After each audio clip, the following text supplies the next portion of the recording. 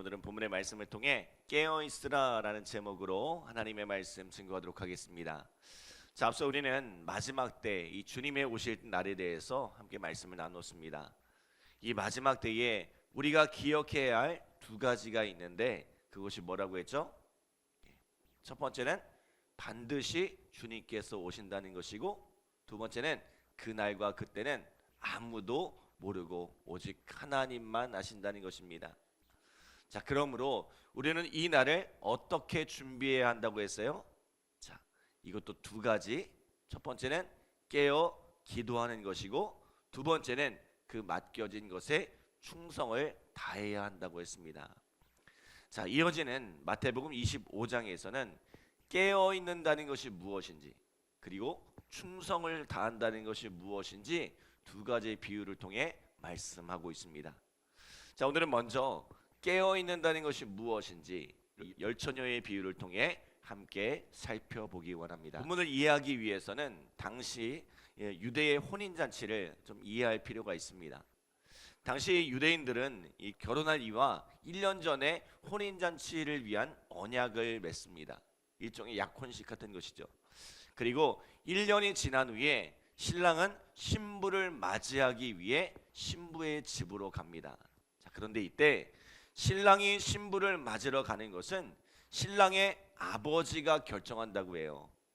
그날과 그때는 아버지만 아신다고 했던 것과 이 일맥상통하는 부분이죠. 아마도 이 신랑의 집에서 혼인잔치를 하기 때문에 혼주인 신랑의 아버지가 잔치가 준비되기까지 기다리게 한 것이 아닐까 생각됩니다.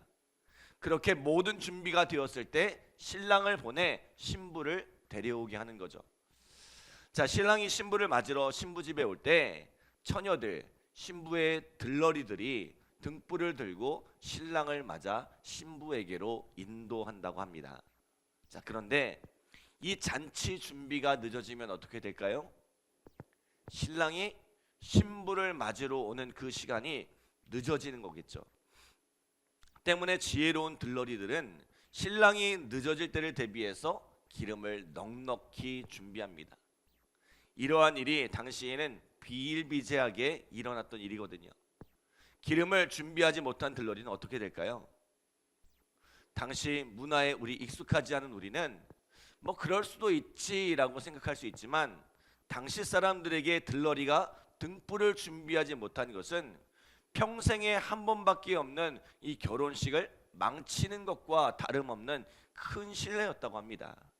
때문에 그러한 들러리는 이 혼인잔치에 들어가지 못하고 쫓겨났다고 해요. 자, 오늘 본문은 그러한 혼인 문화를 바탕으로 말씀하신 비유입니다. 자, 여기서 신랑은 누구입니까? 예수님이십니다. 이 신랑 되신 예수님이 교회라는 신부를 맞으러 올 때에 우리는 믿음이라는 등불을 들고 신랑 되신 예수님을 맞이해야 한다는 거죠. 문제는 예수님께서 우리가 생각했던 것처럼 속히 오시지 않는다는 거예요. 앞서 말씀드렸던 것처럼 이미 2000년이라는 세월이 흘렀고 앞으로도 언제 오실지 기약할 수가 없습니다. 이제 곧 오실 수도 있지만 아주 먼 훗날의 이야기일 수도 있습니다. 그렇다면 우리는 슬기로운 다섯 처녀와 같이 등불의 기름을 충분히 준비하고 있습니까? 주님 앞에서는 그날까지 꺼지지 않는 이 믿음의 등불을 준비하고 있습니까? 미련한 다섯 처녀처럼 주님이 오시기 전에 기름이 다 떨어져서 허둥지둥 기름을 구하러 다니는 그런 모습은 아니냐는 거죠. 우리가 신앙생활하는 데 있어서 아주 중요한 덕목이 있습니다. 오래 참음, 인내라는 덕목입니다. 앞서 24장 13절에도 보면 뭐라고 말씀해요? 그러나 끝까지 견디는 자는 구원을 얻으리라 라고 말씀합니다. 신앙생활에서 가장 중요한 것은 끝까지 가는 것입니다. 마지막 때를 살아가는 우리에게 미혹이 찾아오고 여러 가지 고난과 환난이 찾아오지만 이에 넘어지지 말고 끝까지 견디라는 것입니다. 또 갈라디아서 6장 9절에도 보면 우리가 선을 행하되 낙심하지 말지니 포기하지 아니하면 때가 이름에 거두리라 라고 말씀합니다. 우리가 신앙생활 하다 보면 중도에 낙심하여 포기하고 싶을 때가 있다는 거죠. 내가 꼭 이렇게 살아야 하나 싶을 때가 있습니다. 그냥 신앙이고 뭐고 다 내려놓고 편하게 살고 싶을 때가 있습니다. 그러나 끝까지 포기하지 말라는 거죠. 또 앞서 우리의 신앙의 본질이 뭐라고 했죠? 사랑이라고 했습니다. 그런데 그 사랑을 정의하는 첫 번째가 뭐예요? 사랑은 오래 참고. 사랑은 오래 참는 것이래요. 그리고 사랑은 이런 것이라 결론 짓는 고린도전서 13장 7절에도 보면 이렇게 말씀하죠. 모든 것을 참으며 모든 것을 믿으며 모든 것을 바라며 모든 것을 견디느니라. 사랑은 모든 것을 참고 견디는 것이래요. 신앙은 결국 참고 견디는 것이 중요하다는 거죠. 언제까지? 주님 앞에서는 그날까지. 그래서 사도 바울은 빌립보서 3장 12절에 이런 고백을 드립니다. 내가 이미 얻었다 함도 아니요 온전히 이루었다 함도 아니라 오직 내가 그리스도 예수께 잡힌 바 된 그것을 잡으려고 달려가노라. 형제들아, 나는 아직 내가 잡은 줄로 여기지 아니하고 오직 한 일, 즉 뒤에 있는 것은 잊어버리고 앞에 있는 것을 잡으려고 표대를 향하여 그리스도 예수 안에서 하나님이 위에서 부르신 부름의 상을 위하여 달려가노라 라고 말씀합니다. 자, 여러분, 사도 바울이 빌립보서를 쓰던 시기가 언제입니까? 3번에 걸친 전도 여행을 마치고 이 로마 감옥에 1차 투옥되었을 때 쓴 서신입니다. 그는 이미 3번의 전도 여행을 통해 누구도 이루지 못한 엄청난 결실을 거두었습니다. 젊은 마가조차 포기했던 1차 전도 여행, 수많은 죽을 고비를 넘기며 이방 선교라는 새로운 길을 개척했고 더베, 루스드라, 이고니온 같은 수많은 이방 교회가 세워졌습니다. 성령의 인도함을 따라 바다를 건넜던 2차 전도 여행, 마게도냐와 아가야 지역을 돌보며 이 빌립보와 데살로니가와 베레와 고린도와 같은 교회들이 세워졌죠. 또 에베소에서 큰 부흥을 이뤘던 3차 전도 여행, 우상 숭배의 중심지였던 에베소가 복음으로 변화되면서 주변 소아시아 지역까지 수많은 교회가 세워졌습니다. 이제 자신의 열매를 자랑할 법도 하고 이제는 그 수고를 그치고 쉴 법도 한데 바울은 뭐라고 해요?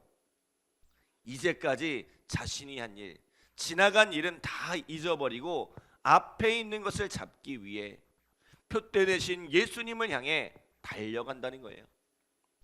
여러분, 신앙의 위기가 언제 찾아올까요? 이만하면 됐지 라고 생각할 때 위기가 찾아오는 거예요. 이제는 뭔가 이루었다고 생각할 때 넘어지는 거예요. 그러므로 고린도전서 10장 12절에 보면 이렇게 말씀하죠. 그런즉 선줄로 생각하는 자는 넘어질까 조심하라. 많은 이들이 내가 섰다고 생각하는 그 순간에, 뭔가를 이루었다고 생각하는 그 순간에 넘어지더란 거죠. 미국의 빌 하이벨스, 필립 얀시 이런 분들이 왜 넘어졌어요? 최근에 우리나라에도 박영선 목사님, 김문훈 목사님 이런 분들이 왜 넘어졌어요? 선줄로 생각할 때, 무엇인가를 이루었다고 생각할 때 넘어지는 거예요. 우리가 주님 앞에 설 때까지는 누구도 안심할 수 없다는 거죠. 사도 바울이 그러했던 것처럼 지나간 일은 잊어버리고 표대를 향하여 달려가기를 멈추지 말아야 합니다. 한때 내가 무엇이었는지, 한때 내가 어떻게 헌신했는지가 중요한 것이 아니라 주님 앞에 끝까지 가는 것이 중요한 것입니다. 김동호 목사님이 이런 말씀을 하시더라고요. 당신의 묘비명에 목사 김동호가 아니라 성도 김동호로 쓰여지고 싶다고 합니다.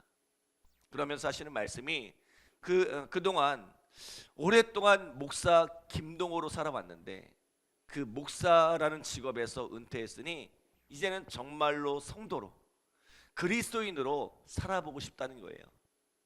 지금까지는 목사였기 때문에 해야 하는 일들이 많이 있었는데 이 목사라는 타이틀을 떼고도 자신이 그렇게 살 수 있는지 성도로서의 삶을 시험해 보고 싶다는 거예요. 한번 진짜 성도다운 그런 삶을 살다가 묘비병에 이 성도 김동호라는 이름을 새기고 싶다는 거죠. 참 멋있지 않습니까?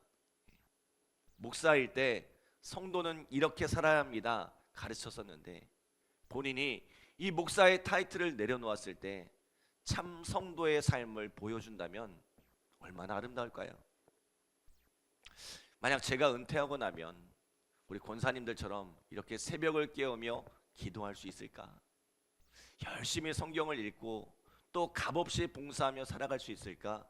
반문하게 되더라고요. 목사라는 타이틀이 없어도 이러한 삶을 살아갈 수 있을까? 쉽지 않겠죠.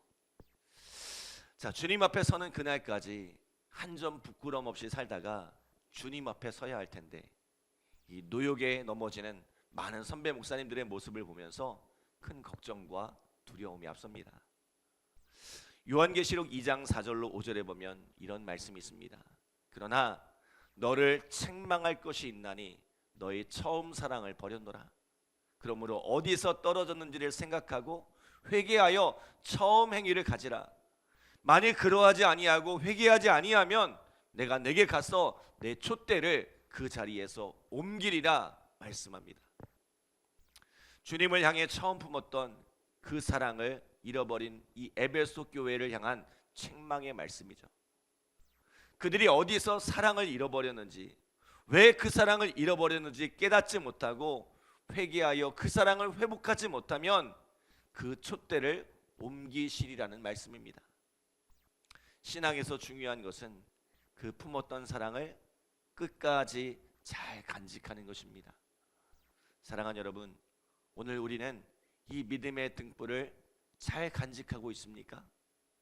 그 등불이 꺼지지 않도록 충분한 기름을 준비하고 있습니까? 주님 오시는 그날까지, 주님 앞에 서는 그날까지 우리는 오래 참고 인내하며 이 믿음의 등불을 밝힐 준비가 되어 있습니까? 오늘 주님 앞에 그렇게 준비되어 있는, 깨어있는 우리 믿음의 성도들 되시기를 간절히 기도합니다. 기도하겠습니다. 하나님 감사합니다. 주님께서 우리를 붙드시고 또 귀한 생명의 말씀을 우리에게 허락하여 주심에 감사드립니다. 하나님, 우리는 주님 오실 그날까지 그 믿음을 잘 간직할 준비가 되어 있는지 돌아보기 원합니다.